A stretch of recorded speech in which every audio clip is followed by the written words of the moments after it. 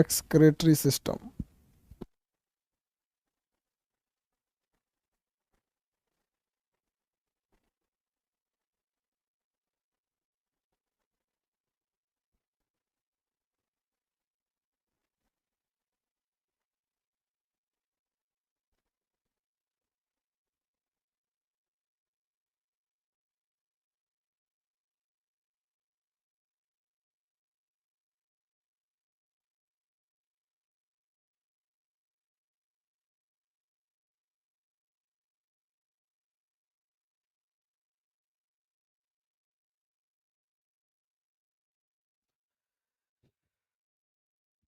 Good morning class. देखिए बाबू, excretory system, इससे पहले हम आपको ब्लड बता दिए थे, पूरा ब्लड का चैप्टर बता दिए, माँ का, पिता का, बच्चे का, सारा चीज बता दिए कि स्पेशल टाइप का ब्लड ग्रुप होता है, बॉम्बे ब्लड ग्रुप, वो भी बता दिए थे, सब में नहीं पाया जाता है। ब्लड ग्रुप में आरएच बता दिए, एंटीबॉडी, एंटीजन, लिम्फोसाइट, सब चीज बता दिए। समझ में आ गया कि नहीं आ गया? अब देखते हैं हम लोग एक्सक्रेटरी सिस्टम को। किसे? Excretory system. X excretory system, ये क्या होता है एक्सक्रेटरी सिस्टम? उत्सर्जन, उत्सर्जन तंत्र, उत्सर्जन तंत्र। देखिए बाबू, उत्सर्जन का अर्थ होता है, एक्सक्रेटरी का अर्थ होता है कि वैसे चीज जो हमारे शरीर के काम लायक नहीं है उन्हें बाहर कर देना, उसे हम एक्सक्रेटरी कहते हैं। जो जो इसे बाहर करता है उसे एक्सक्रेटरी सिस्टम कहते हैं। जैसे क्लासरूम में मान के चलिए कोई लड़का है, लड़का तो खैर बदमाश नहीं होता है सब, तो मान के चलिए कोई लड़की बड़ी बदमाशी कर रही है, तो अगर उसको कंट्रोल से बाहर है तो आदमी को बाहर करना पड़ेगा कि नहीं? कुछ कुछ लड़का भी आजकल बदमाश हो गया है। हालांकि ऐसे तो लड़का बहुत सीधा जीव होता है, उसको मतलब बहुत सीधा प्राणी है वो, लेकिन अगर बदमाशी करेगा तो आदमी उसको क्या करेगा? बाहर कर देगा। तो बाहर करने की प्रक्रिया जो होती है उसे हम कहते हैं उत्सर्जन। बाहर करने की प्रक्रिया उत्सर्जन। जैसे हमारे नाक में नकटी जम जाए, सर्दी हो जाए, तो आदमी क्या करता है? हाँ, मार के एक कटोरा फेंक देता है। समझ में आ गया कि नहीं? कई कई को तो एक हक लोटा फेंकता है, सब फिर दहवाता है सब, कोई को बिना दहले चल जाएगा सब। तो वही क्या है? एक्सक्रेटरी है। कान में देखते हैं निकालते हैं खोटी, हालांकि कान में तो बहुत कम ही खोटी निकलता है, वैक्स वगैरह। तो उत्सर्जन है, फालतू पदार्थ को बाहर निकालना, उत्सर्जन। CO2 फेफड़े से बाहर निकालना, उत्सर्जन। यूरिन को बाहर निकालना शरीर से, उत्सर्जन। भोजन पचने के बाद अनपचा भोजन या फिर वेस्ट पदार्थ को मल मूत्र के साथ बाहर निकालना, उत्सर्जन। पसीना को बाहर निकालना, उत्सर्जन। यानी जो भी अवांछनीय, यानी जिसकी जरूरत हमें नहीं है, अवांछनीय पदार्थों को शरीर से बाहर निकालने की प्रक्रिया क्या कहलाती है? उत्सर्जन। क्या कहलाएगा? उत्सर्जन। एक्सक्रेटरी सिस्टम मतलब एक पूरी नियम कानून सिस्टम, कैसा कैसे सिस्टम काम करता है। सिस्टम तो समझते हैं ना, किसी चीज को एक पूरे ग्रुप में काम करने लगता है तो सिस्टम होता है। आगे बढ़े। आप लोग को उत्सर्जन का मतलब तो समझ में आ गया, बड़े होशियार हैं आप लोग। बताइए, आंसू निकालना उत्सर्जन है? नहीं, आंसू उत्सर्जन नहीं है, वो एक एक प्रक्रिया है शरीर की। जब आप खुश होते हैं, चाहे खूब ज़्यादा उदास हो जाते हैं तो रोने लगते हैं, कहीं कहीं को खुश होता है तो रो देता है। सब महिला सबको देखिएगा फिल्म में बहुत, खैर वो तो फिल्म में सीरियल में तो ये सब खूब देखने को मिलता है। आंसू उत्सर्जन नहीं है, सर्दी उत्सर्जन है। तो उत्सर्जी अंग कौन कौन से होते हैं? जो जो काम उत्सर्जन की क्रिया करता है उसे हम लोग उत्सर्जी अंग कहते हैं। क्या कहेंगे? उत्सर्जी अंग। एक्सक्रेटरी ऑर्गन्स, उत्सर्जी अंग। कौन कौन से शरीर के अंग हैं जो उत्सर्जी अंग होते हैं भैया? तो उत्सर्जी अंग में सबसे पहले हम लोग देखते हैं फेफड़ा। क्या देखते हैं? फेफड़ा। लंग्स को देखते हैं। क्या देखते हैं? लंग्स को। लंग्स किस किस चीज का उत्सर्जन करता है? तो लंग्स करता है उत्सर्जन, CO2 का उत्सर्जन करता है, वाष्प का उत्सर्जन करता है। ठंडी के दिन आगे आप देखिएगा भाप निकलेगा इसे, वाष्प का उत्सर्जन करता है। या फिर हम लोग बलगम जो होता है, बलगम, उसको भी फेफड़े से ढकेलते हैं, देखिएगा कभी बलगम जम जाएगा तो इसे दम लगाता है आदमी तो कहाँ से दम लगाता है? फेफड़ा में से एकदम। समझ में आ गया कि नहीं आ गया? पूरा फेफड़ा हिल गया जी मेरा। सब बुढ़ापा में सब नट बोल्ट ढीला हो जाता है, फेफड़ा वफड़ा सब। तो इनका दम लगा दिए, फेफड़ा ही पूरा हिल गया। Oh my God. चलिए ध्यान से देखते हैं। वाष्प का उत्सर्जन कौन करता है? फेफड़ा करता है। कौन करता है? फेफड़ा करता है। तो एक ये हो गया उत्सर्जी अंग। और भी कुछ उत्सर्जी अंग हो सकते हैं फेफड़ा के अलावे। फेफड़ा के अलावे उत्सर्जी अंग हो क्या नहीं सकता? आंत हो सकता है, आंत। आंत, छोटी आंत या बड़ी आंत दोनों मिला के इंटेस्टाइन। इंटेस्टाइन, आंत। ये किसका करता है उत्सर्जन? अनपचे भोजन का। अनपचे भोजन का। जो भोजन अनपचा है, जो काम लायक नहीं है, उसे लेट्रिन के रास्ते शरीर से बाहर कर देता है। तो यह भी एक उत्सर्जी अंग है। किसी चीज को शरीर से बाहर करना उत्सर्जी कहलाता है, जो काम लायक नहीं है। और भी कोई उत्सर्जी अंग है? त्वचा, स्किन। त्वचा यानी स्किन, ये भी किस चीज का है? पसीना का। पसीना शरीर से निकलना जरूरी है, नहीं निकलेगा तो अच्छी बात नहीं है, बीमारियां हो सकती हैं। हालांकि अगर पसीना नहीं निकलेगा तो पेशाब ज्यादा होगा। शरीर से उसको बाहर निकलना ही निकलना है। गर्मी के दिन में देखिएगा पानी निकल जाता है पसीना के रास्ते से, यूरिन कम लगता है। ठंडी के दिन में पसीना ही नहीं होता है, पेशाब ज़्यादा लगता है ठंडी के दिन में। और लड़का सब पढ़ाई करने के टाइम पे स्टूल पे बैठेगा, सब टेबल पे एगो पानी बोतल रख लेगा, ओकर भर 10 मिनट 5 मिनट पे खोल खोल पीते रहेगा। जब आप पढ़ने बैठिए तो वहाँ ना पानी रहना चाहिए, ना खाना पीने का चीज़ रहना चाहिए, ना मोबाइल वोबाइल नहीं रहना चाहिए। जब किताब उताब लेके बैठिए तब। समझ में आ गया कि नहीं? ऑनलाइन पढ़ रहे हैं तो मोबाइल रहना चाहिए, लेकिन उसमें बकलोलिया का नोटिफिकेशन नहीं आना चाहिए क्या कर रहे हो। आ गया पढ़ाई के टाइम पर ब्लॉक मार दीजिए। पूछे पढ़ाई के टाइम पे क्या कर रहे हो तो लिख दीजिए तुमको ब्लॉक मारने जा रहे हैं, मार दीजिए। समझ में आ गया कि नहीं आ गया? पढ़ाई के टाइम पे कुछ नहीं। पसीने का उत्सर्जन कौन करता है? त्वचा करता है। सीबम। सीबम। सीबम का भी उत्सर्जन कौन करता है? स्किन करता है। सीबम हमारी नाक और चेहरे पर एक अलग टाइप का एक लिक्विड निकलता है, ऑयल। ऑयल होता है। सो के उठिएगा तो नाक के ऊपर देखिएगा, इस पे यहाँ पर एक चिपचिपा पदार्थ लगा। नकिया के अंदर मत हाथ डाल देना लोग, गधा कहीं का, वो नकटी है। ऐसे ऊपर में देखिएगा यहाँ पर, सो के उठिएगा ना तो ऐसे ऐसे ऑयल रहेगा, ऑयल पचर पचर। तो कहेगा oh my God my oily skin, परेशान हूँ। देखिए टीवी पे खूब प्रचार देगा। आधा हीरोइन ऑयली स्किन से परेशान है तो आधा इस हीरोइन ड्राई स्किन से परेशान है। जबकि देखो लड़का सबको कोई दिक्कत नहीं, मारा दाढ़ी घसीट के निकल दिया यहाँ पर। खैर लड़का सबका तो बातें अलग है। चलिए अब ध्यान से देखते हैं। तो वो ऑयली पदार्थ जो होता है वो क्या होता है? सीबम होता है। ऑयली पदार्थ सीबम होता है। इसका उत्सर्जन कौन करता है? त्वचा करता है। देखिए हम आपको फेफड़ा पढ़ा दिए हैं इसलिए आपको कोई दिक्कतें नहीं है। हम आपको आंत पढ़ा दिए इसलिए दिक्कत नहीं है। छोटी आंत का पहला बार ड्यूडेनम, जेजुनम, इलियम। ड्यूडेनम में केवल हार्मोन बनता है, कोलेसिस्टोकाइनिन और सेक्रेटिन हार्मोन। इलियम में आपका अलग अलग प्रोटीन बनता है जिसमें इरेप्सिन सबसे प्रमुख था। बड़ी आंत में जल का अवशोषण होता है। तो आंत तो आपको पढ़ा दिए। त्वचा चैप्टर नहीं पढ़ाए हैं। त्वचा चैप्टर को पढ़ाना है, अलग चैप्टर आता है जिसका नाम है ग्रंथि। क्या नाम है? सॉरी सेंस ऑर्गन, उसमें पढ़ाना है। लेकिन उसको भी पढ़ा देंगे, लेकिन बस इतना याद रखिएगा कि ये एक उत्सर्जी अंग है। चौथा आता है लीवर।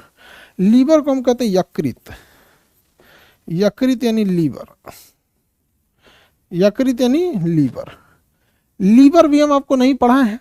लीवर पढ़ना है ग्रंथि चैप्टर में और त्वचा पढ़ना है सेंस ऑर्गन नाम के चैप्टर में। जैसे फेफड़ा आप पढ़े थे श्वसन तंत्र में, आंत पढ़े थे पाचन तंत्र में, उसी तरह इसको भी पढ़ लीजिएगा, कोई दिक्कत नहीं। यहाँ जितना काम है उतना देखिए। एक्सक्रेटरी सिस्टम में त्वचा का बस इतने काम है कि पसीना को बाहर कर दिया, बस काम खत्म। जब हम त्वचा पढ़ाएंगे तब उसको पढ़ाएंगे बाहर की लेयर को इपीडिडमिस, अंदर के लेयर को डर्मिस कहते हैं। इपीडर्मिस, डर्मिस, इस सब में अंतर देखिए। यकृत यानी लीवर, ये क्या करता है? ये भी हमारे शरीर में बहुत खतरनाक गैस बनती है, अमोनिया बनता है। क्या बनता है? अमोनिया। यह अमोनिया हमारी त्वचा को छेद सकता है, अमोनिया हमारी त्वचा को छेद सकता है। तो यह क्या करता है? अमोनिया को यूरिया में बदल देता है। किस में बदल देता है? यूरिया में। और पेशाब के रास्ते वो निकल जाता है। तो हमारे शरीर में खतरनाक पदार्थ के रूप में अमोनिया बनता है, जबकि उसे लीवर ही है जो उसे यूरिया में बदल देता है। लेकिन यह ज़्यादा देर तक बदल नहीं सकता है। 2-3 घंटे के बाद यह वापस यूरिया से क्या बनने लगता है? अमोनिया। इसलिए आप देखेंगे किसी को बहुत देर से अगर कोई पेशाब रोक ले, या कभी कभी एक्सीडेंट में क्या होता है कि पेशाब रुक जाता है तो उसके पेट में जलन होने लगती है। ज़्यादा कुछ करेंगे छेद देगा पेट पूरा। यूरिया क्या बनने लगेगा? अमोनिया। अमोनिया बहुत ही खतरनाक है, यूरिया कम खतरनाक है पेट के लिए। इसलिए पेट में देखेंगे तो अमोनिया को यूरिया में बदलने का काम लीवर करता है। अमोनिया को यूरिया में बदलने का काम लीवर करता है। इसीलिए देखिएगा, अगर कोई पेशाब करेगा तो उसमें पेशाब में अमोनिया ना होकर यूरिया होता है, लेकिन 2-7-8 घंटे बाद वह यूरिया किसका रूप ले लेता है? अमोनिया गैस का रूप ले लेता है। इसलिए दुर्गंध आने लगती है। तो पेशाब या शौचालयों के पास यूरिन किया जाता है तो यूरिन में होता है यूरिया, लेकिन दुर्गंध किसकी आती है? अमोनिया की। अमोनिया खतरनाक गैस है। इसलिए देखिएगा, ये जहाँ पे रेलवे लाइन वगैरह के किनारे पेशाब करेगा तो दीवार गिरा देता है। दीवार में नीचे से पूरा, एक 5-6 साल के अंदर पेशाब करते करते भारत का आदमी चीन का दीवार गिरा देगा। तो उसमें यूरिया की जगह क्या हो जाता है? अमोनिया होता है। तो हमारे शरीर में अमोनिया बहुत ही खतरनाक होता है। तो अमोनिया को यूरिया में बदलने का काम कौन किया? लीवर किया। तो यह भी एक उत्सर्जी अंग है। सबसे फेमस उत्सर्जी अंग है किडनी, जिसे हम लोग कहते हैं वृक्क। किडनी को क्या कहते हैं? वृक्क। किडनी को क्या कहेंगे? वृक्क। यह हमारे शरीर से जितने भी लिक्विड हैं उसको शरीर से बाहर कर देता है। मेनली यूरिन बनाता है। क्या बनाता है? यूरिन। मेनली क्या बनाता है? यूरिन बनाता है। और यूरिन से इस यूरिया को बाहर करता है यूरिन में मिला के। तो मुख्य रूप से अभी आपको पढ़ना है इस चैप्टर में किडनी के बारे में। ठीक है, हम आपको फेफड़ा पढ़ा दिए हैं, यकृत पढ़ा दिए हैं, सॉरी आंत पढ़ा दिए हैं। तो अच्छा, अगला चैप्टर में पढ़ाना है यकृत, उसके आगे पढ़ाना है। इस चैप्टर में मेन फोकस रहेगा वृक्क। इसका मतलब आप ये कह सकते हैं कि हमारे शरीर में 5 ठो उत्सर्जी अंग है। इस 5 के अलावे भी हैं कुछ कुछ उत्सर्जी अंग, लेकिन मुख्य रूप से उत्सर्जी अंग है वृक्क। सबसे प्रमुख उत्सर्जी अंग है किडनी। सबसे प्रमुख उत्सर्जी अंग है किडनी। हमारे पूरे शरीर में केमिकल किस लेवल में रहेगा ये किडनी डिसाइड करता है। अगर हमारे शरीर में कोई चीज़ की मात्रा ज़्यादा हो गया, पेशाब के रास्ते बाहर कर देगा। इसलिए आप देखते होंगे, कभी आप दवाई खाइए, बीकासोल खाइए, कोबाडेक्स खाइए, या फिर कोई दवा खाइए कैप्सूल के रूप में खाइए। अगर आप खाइएगा ना तो शरीर को जितना लेना रहेगा ले लेगा, बाकी किडनी घूम घूम पूछेगा और किसी को नहीं ना चाहिए। जितना एक्स्ट्रा रहेगा उसको पेशाब के रास्ते बाहर कर देगा। तो जब आप दवा खाए रहेंगे तो उस समय यूरिन बहुत ज़्यादा पीला होता है। हालांकि यूरिन का पीला रंग यूरोक्रोम के कारण होता है, बट जब दवा खाइएगा तो एक्स्ट्रा दवाइयों को किडनी शरीर से बाहर कर देता है कि भाग यहाँ से, कोई ज़रूरत नहीं है। अगर किसी की दोनों किडनियाँ खराब हो गई, दोनों किडनी, तो उसके शरीर का केमिकल इनबैलेंस बिगड़ जाएगा। उसमें आयरन की मात्रा बढ़ जाएगी, कभी कैल्शियम की बढ़ जाएगी, कभी यूरिया की बढ़ेगी। मतलब अट्रेंडम उल्टा सीधा उसके शरीर में होगा। तो हमारे शरीर में किडनी का होना जरूरी है। दोनों में से एक किडनी भी रहेगी तो काम कर जाएगा, कोई दिक्कत नहीं होता है। जैसे हम अपनी एक आंख बंद करके भी आराम से दुनिया देख सकते हैं, ज़्यादा दिक्कत नहीं आएगा। हालांकि दोनों आंखों का रहना जरूरी है। ठीक है, हम अपनी एक नाक को भी बंद करके सांस ले सकते हैं, कोई ज्यादा दिक्कत नहीं आएगा, लेकिन दोनों रहे तो ठीक है। हम अपनी एक कान बंद करके भी सुन सकते हैं, हालांकि दोनों रहे तो ठीक है। तो जो भी चीज जोड़ा में रहता है उसमें एक तो नहीं हो रहता है तो काम चलेगा। समझ में आ गया कि नहीं? किसी को दिक्कत नहीं? जो एगो रहे, एगो रहेगा तो कहा हाथ से ओके रेस्ट दीजिएगा। जैसे दिल एगो है ओकरा रेस्ट दे दीजिएगा, आप रेस्ट इन पीस हो जाइएगा। आगे बढ़े तो बताइए, उत्सर्जी अंग ये सभी के सभी हैं उत्सर्जी अंग। इस उत्सर्जी अंग में सबसे प्रमुख उत्सर्जी अंग कौन है बताइए? किडनी, सबसे प्रमुख उत्सर्जी अंग किडनी, सबसे प्रमुख उत्सर्जी अंग किडनी, सबसे प्रमुख उत्सर्जी अंग होता है किडनी। किडनी, तो किडनी के बारे में पढ़ते हैं। अभी बिहार के पूर्व मुख्यमंत्री लालू प्रसाद यादव जी, उनका किडनी ट्रांसप्लांट हुआ। कहाँ पर? सिंगापुर में। उनकी बेटी है रोहिणी आचार्य, उन्होंने अपनी किडनी दान दिया है।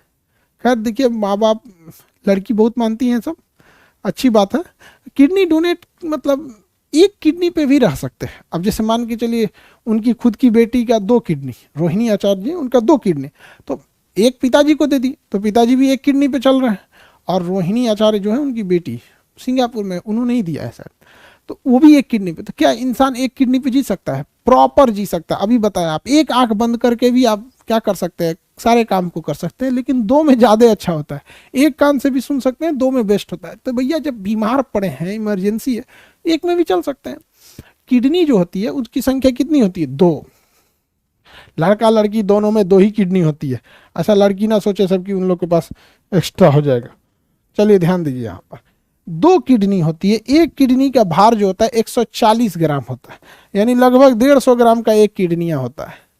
150 ग्राम का एगो किडनिया होता है। ई वाला भी दोनों किडनिया। कई गो किडनी होता है? 2 गो। यहाँ पर आगे से अगर ऑपरेशन कीजिएगा तो किडनी तक नहीं पहुंच पाएंगे लोग, क्योंकि आगे मिल जाएगा, इधर मिलेगा लीवर, इधर मिलेगा पेंक्रियाज, यहाँ मिल जाएगा छोटी आंत बड़ी आंत।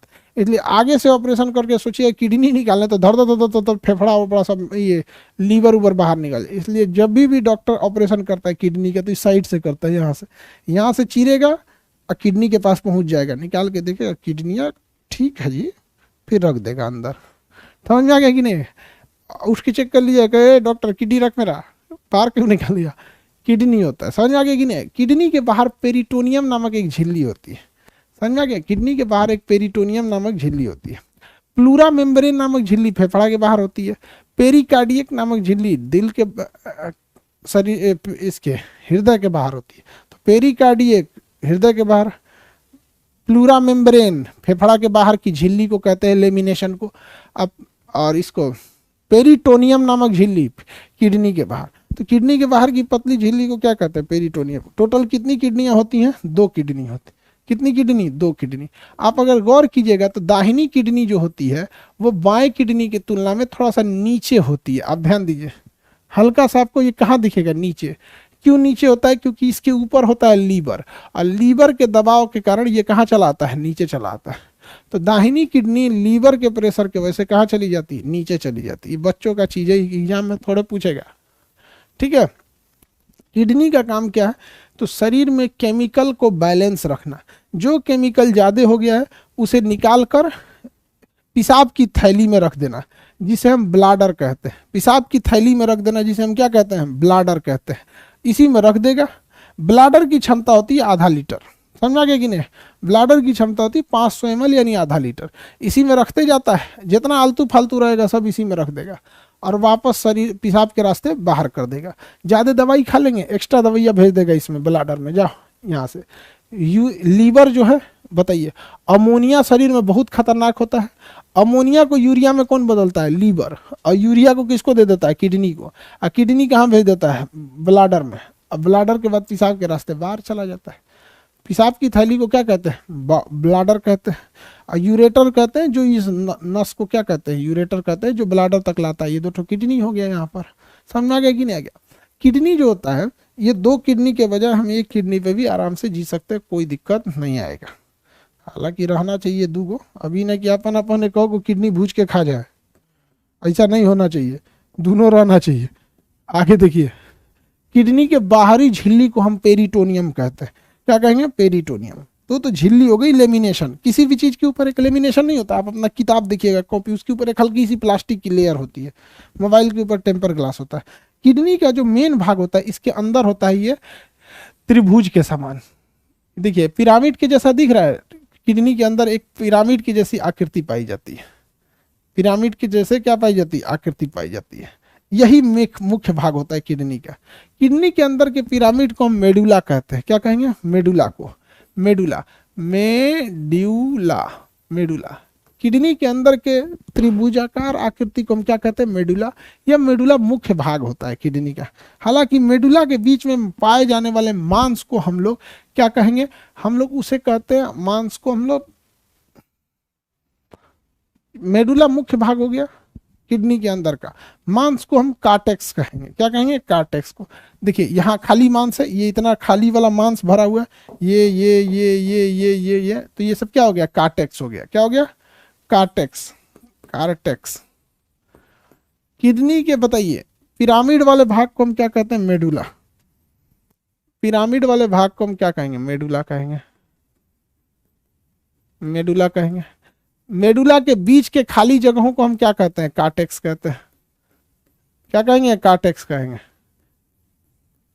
अभी जिसको हम कलर कर रहे हैं ये क्या है, मेडुला।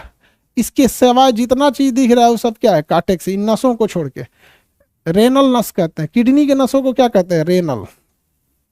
देखिए किडनी से ना टर्मिनोलॉजी बड़ी तेज क्वेश्चन पूछता है, और ये टर्मिनोलॉजी याद रहेगा ना आपका, एक को क्वेश्चन नहीं छूटेगा। हालांकि बायोलॉजी में आपको क्वेश्चन नहीं छूटने वाला है, आप टेंशन नहीं लीजिए, बायोलॉजी गर्दा उड़ा देंगे हम, समझे। इस त्रिभुजाकार आकृति को हम मेडुला कहते हैं, उसके बीच के जगह को हम कार्टेक्स कहते हैं। क्या कहेंगे, कार्टेक्स। किडनी में जाने वाली नसों को हम रेनल कहते हैं। क्या कहेंगे, रेनल। क्या कहेंगे, रेनल। किडनी के नसों को हम क्या कहते हैं, रेनल। समझा गया। रेनल दो टाइप की होगी, एक धमनी होगी, एक सिरा होगी। Renal artery, renal veins.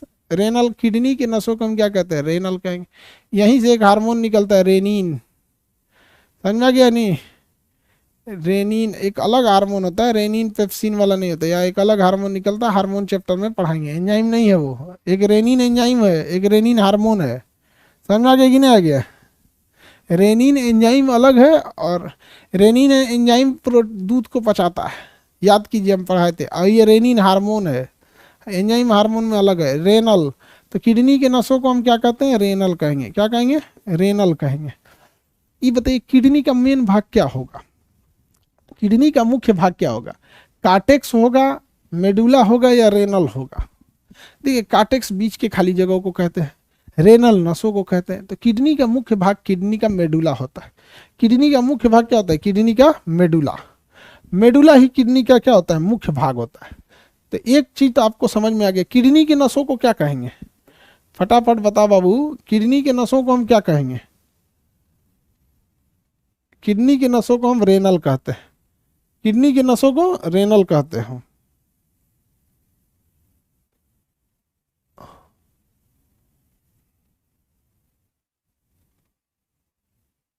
देखिए ये हो गया रेनल, ये हो गया मेडुला, ये हो गया मेडुला। पिरामिड के समान संरचना को क्या कहते हैं, मेडुला।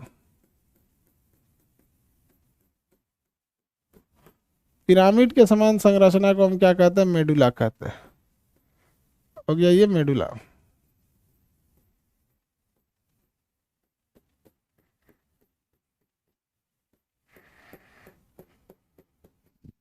ये मुख्य भाग है किडनी का। अब बाकी बचे खाली जगह को हम क्या कहेंगे, कार्टेक्स कहेंगे। नसों को क्या कहते हैं, रेनल कहते हैं। क्या कहेंगे, रेनल कहते हैं। अब मेडुला के अंदर आखिर पाया क्या जाता है, मेडुला के अंदर क्या पाया जाता है। तो मेडुला के अंदर जो संरचना पाई जाती है वही होती है किडनी का मुख्य भाग, जिसे हम नेफ्रॉन कहते हैं। क्या कहेंगे, नेफ्रॉन। किडनी के अंदर पाए जाने वाले मेडुला के अंदर पाए जाने वाली छोटी छोटी नसों को हम क्या कहेंगे, नेफ्रॉन कहते हैं। क्या कहेंगे, नेफ्रॉन। ये है नेफ्रॉन, इतना बड़ा दिख रहा है ना, एकदम जूम करके देखिए, इसमें हजारों नेफ्रॉन पाए जाते हैं, लगभग 3.5 लाख नेफ्रॉन पाए जाएंगे। कितने पाए जाएंगे, 3.5 लाख नेफ्रॉन पाए जाते हैं। किडनी में कितने नेफ्रॉन पाए जाते हैं, 3.5 लाख। छोटी छोटी छोटी छोटी संरचना पाई जाती है जिसे हम नेफ्रॉन कहते हैं। नेफ्रॉन एक बहुत ही कॉम्प्लेक्स प्रक्रिया होती है, नेफ्रॉन एक बहुत ही कॉम्प्लेक्स प्रक्रिया होती है। नेफ्रॉन की इस प्रक्रिया को जब हम जूम करके देखते हैं वो इस आकार का दिखता है। ये किस आकार का दिखता है, इस आकार का। ये क्या चीज है, नेफ्रॉन है। क्या है, नेफ्रॉन है। तो बताइए किडनी के अंदर मेडुला होता है, अब मेडुला के अंदर की छोटी छोटी संरचना को क्या कहते हैं, नेफ्रॉन कहते हैं। क्या कहेंगे, नेफ्रॉन कहते हैं। क्या कहेंगे, नेफ्रॉन। कितने नेफ्रॉन होते हैं, 3.5 लाख। 3.5 लाख नेफ्रॉन होते हैं हमारी किडनी में। यानी किडनी मेनली किसका बना होता है, तो आपको लगेगा कि मेनली में किडनी में तो मेडुला ही है, लेकिन मेडुला किसका बना है, नेफ्रॉन का। इसीलिए कहा जाता है किडनी मेनली नेफ्रॉन की बनी है, क्योंकि नेफ्रॉन के समूह को क्या कहेंगे, मेडुला, और मेडुला के समूह का क्या बन जाएगा, किडनी। तो बताइए किडनी की इकाई क्या हो गई, नेफ्रॉन। किडनी की इकाई नेफ्रॉन, और किडनी के डॉक्टर को नेफ्रोलॉजी कहते हैं, किडनी का अध्ययन नेफ्रोलॉजी कहलाता है, और इसके डॉक्टर को नेफ्रोलॉजिस्ट, डॉक्टर को नेफ्रोलॉजिस्ट। तो बताइए किडनी की इकाई क्या है, नेफ्रॉन है, किडनी की इकाई नेफ्रॉन है, किडनी की इकाई नेफ्रॉन है, याद रहेगा। इस नेफ्रॉन में यहाँ एक गोल संरचना पाई जाती है, अब ध्यान से देखिएगा, इस गोल संरचना को ग्लोमेरुलस कहते हैं, क्या कहेंगे, ग्लोमेरुलस, क्या कहेंगे, ग्लोमेरुलस। और यहाँ इस संरचना को बाहर, ये कटोरे जैसे संरचना है, इसे हम बोमेन संपुट कहते हैं, क्या कहेंगे, बोमेन संपुट, बोमेन। बताइए इस गोल संरचना को ग्लूमेरुलस, ग्लूमेरुलस, ये बहुत मेन रोल निभाता है ये ग्लूमेरुलस। ये एक लंबी प्रोसेस है, इसमें ब्लड जाता है, फिर अल्ट्रा फिल्ट्रेशन होता है, अल्ट्रा फिल्ट्रेशन के बाद वापस इसे दोबारा ब्लड में मिलाया जाता है। तो इस गोल संरचना को क्या कहते हैं हम लोग, ग्लोमेरुलस। और ये अर्धचंद्राकार आकृति को क्या कहते हैं, बोमेन, क्या कहेंगे, बोमेन। ग्लोमेरुलस और बोमेन, ग्लोमेरुलस, ग्लोमेरुलस। और ये अर्धचंद्राकार आकृति को क्या कहेंगे, बोमेन, बोमेन, क्या कहेंगे, बोमेन कहेंगे, क्या कहेंगे, बोमेन कहेंगे। तो बताइए ये सब कहाँ पाए जाते हैं, तो नेफ्रॉन में पाए जाते हैं, कहाँ पाए जाएंगे, नेफ्रॉन में। तो बताइए किडनी की इकाई नेफ्रॉन, किडनी के बड़े बड़े ये पिरामिड को क्या कहते हैं, मेडुला, मेडुला के अंदर नेफ्रॉन, कितने नेफ्रॉन, लगभग 3.5 लाख। नेफ्रॉन के अंदर गोल संरचना क्या कहलाती है, ग्लोमेरुलस कहलाती है, गोल है तो गोल रहेगा, ग्लोमेरुलस, गोल रहेगा तो ग्लोमेरुलस। अर्धचंद्राकार कटोरी को क्या कहते हैं हम लोग, उसे कहते हैं बोमेन, कहते हैं, क्या कहेंगे, बोमेन। ये खड़े क्वेश्चन पूछ देता है, बोमेन कहाँ पाए जाते हैं, किडनी में, ग्लोमेरुलस कहाँ पाए जाते हैं, किडनी में, नेफ्रॉन किसका भाग होता है, किडनी का, मेडुला किसका भाग होता है, किडनी का। किडनी की नसों को क्या कहते हैं, रेनल कहते हैं, किडनी की नसों को क्या कहते हैं, रेनल कहते हैं। क्या एक किडनी पे जिंदा रह सकते हैं, बिल्कुल जी सकते हैं। किडनी के बाहर एक प्लास्टिक जैसा कवर लगा रहता है, जिसे क्या कहते हैं, पेरिटोनियम कहते हैं, क्या कहेंगे, पेरिटोनियम कहेंगे। किडनी का काम 2 है, समझिए ध्यान से। एक ब्लड को छानने का काम है, ब्लड को छानने के लिए, ब्लड को छानने के लिए यह क्या करता है, डायलिसिस का काम करता है। क्या करता है, डायलिसिस। डायलिसिस क्या है, एक प्रोसेस है जिसमें ब्लड जब अंदर जाता है डायलिसिस में, तो ये बोमेन संपुट तक पहुंचता है, और यहीं पर ये ग्लोमेरुलस और बोमेन संपुट के पास मुख्य रूप से साफ होता है। हालांकि पूरी प्रक्रिया में ये ब्लड क्या होगा, साफ होगा। अगर आप बायोलॉजी के लिए नीट वगैरह की पढ़ाई कीजिएगा ना, तो उसमें ये हर एक प्रोसेस के बारे में आपको पता रहना चाहिए। लेकिन आपका है, क्योंकि प्योर आपका मतलब डॉक्टर तो आपको बनना नहीं है, आप तो एक जनरल साइंस पढ़ रहे हैं, ना कि एकदम मतलब डॉक्टरी वाला साइंस पढ़ रहे हैं। तो इसमें समझिए डायलिसिस, एक पूरी प्रोसेस को क्या कहेंगे, डायलिसिस कहेंगे। इसमें 2 काम होगा, गंदगी को बाहर निकाला जाएगा, गंदगी को बाहर निकाला जाएगा, और बचे हुए अच्छे ब्लड को वापस मिला दिया जाएगा। तो बताइए पुनः अवशोषण कौन करता है, किडनी करता है, मतलब गंदगी को खींचता है, इसके साथ अगर इस गंदगी में कोई अच्छा चीज आ गया तो वापस क्या करता है, लौटा भी देता है, क्या करता है, लौटा देता है। तो बताइए डायलिसिस का काम कौन करता है, किडनी करता है, डायलिसिस का काम किडनी।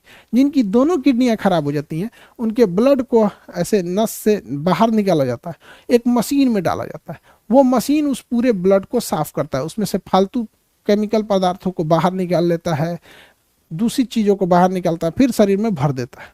तो जिनको दोनों किडनी खराब होती है, उन्हें महीने में 1 बार डायलिसिस कराना पड़ता है। महीने में कितनी बार डायलिसिस कराना होता है, 1 बार।